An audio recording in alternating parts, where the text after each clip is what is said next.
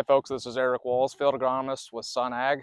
This morning we're taking a look at soybeans emerging in cool, wet soils and PPO damage from herbicides that were applied over the top after planting.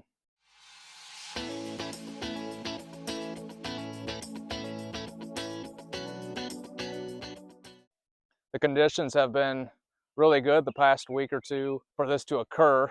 One being that the soybeans are growing slowly and they're coming into contact with that herbicide for a longer period of time, as opposed to if it were warm, they could quickly grow through that. But with the cool and wet, we see some burning on the leaves.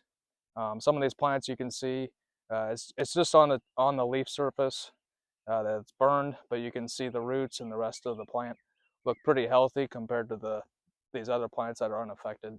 The plants that we show right now, for the most part, are going to come out of it fine, but there are other plants out here that the neck has been exposed, so that hypocotyl has been exposed to that herbicide, and they are breaking off when you touch them pretty easily, so there will be a reduction of stand. We can also see soil crusting out here is occurring. This is a fully conventional tillage field. Had some pretty heavy rains after planting. You can see the crust that's visible. You can also see plants pushing through that crust, so there is potential. For the most part, the crust is less than a ½ inch. Something that is concerning though is at this point is just the PPO damage that's out here.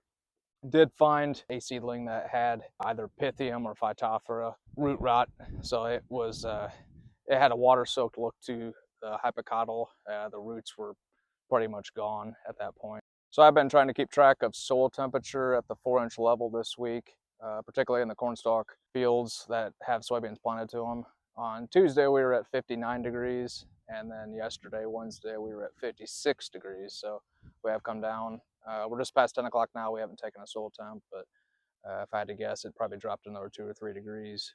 It looks like after today, we're going to start to warm up. So fields that were planted on Monday, specifically to corn, Monday planting, you're looking at about 14 days to get those seeds out of the ground. From here through the next 7 days, we're going to accumulate about 60 GDUs. So, and then again after that, about the same. So it can be hard on that crop if there's herbicide right at the surface, that top 1/4 inch or so. When that plant's pushing through, it's exposed to it. Raindrops can splash up onto that plant, onto those leaves, and expose it to those herbicides, which may be just cosmetic, but in some instances, it's enough to kill that plant. So these plants, you can see the cotyledon leaves. So that stage would be VE, it's emerged. Once our unifoliate leaves, the next set of leaves above it are unfurled, we'll be at the VC stage. So currently I would stage this field at the VE stage. So the plants are just emerged or are emerging at the same time. This plant's almost at V1, so there's the collar right there that's forming. It's almost there, probably another day it'll be completely formed. This plant's still at VE, but pretty soon it's going to be a V1 corn plant. The rest of these do not have a collar on them. There's no collar formed yet completely. They're still at VE, but they're close. See varying heights. See, emergence was maybe a little erratic in this field. This is a strip till field south of Tremont, but I would stage this field at VE at this point. Another issue that I'm seeing in fields is waterhemp. It's starting to emerge. It has been over the past couple weeks. I'm starting to see some plants that are up to 1.5 inches tall.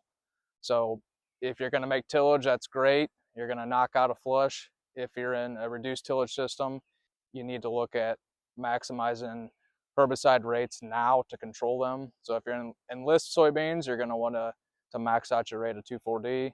If you have extend flex soybeans, you're going to want to look at adding dicamba, probably Ingenia or something like that at the full rate to knock these out. Otherwise, you're going to have a mess for quite a while. It's not a time to experiment with Liberty. We've been cool and wet because 2,4-D and dicamba are not 100% effective at controlling water hemp. liberty can be, particularly when it's the right weather conditions. We're inside the office now, out of the wind. We had a grower call in with concerns about soybean stands and beans not coming that were planted almost 3 weeks ago now. So came out, took a look at some of these beans. We have herbicide damage taking place on this field. So you can see the hypocotyl is quite swollen, and then it kinks down into a much smaller hypocotyl.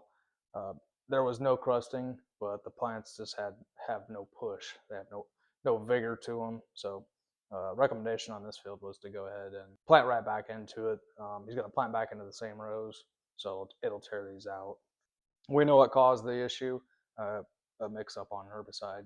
So it was a bean chemistry, but just something that these beans could not tolerate after it was planted. So thanks for watching again this week. If you have any questions about herbicide damage on your soybeans or your corn, be sure to reach out to your local sales agronomist and we'll come out and take a look. Till next time, friends.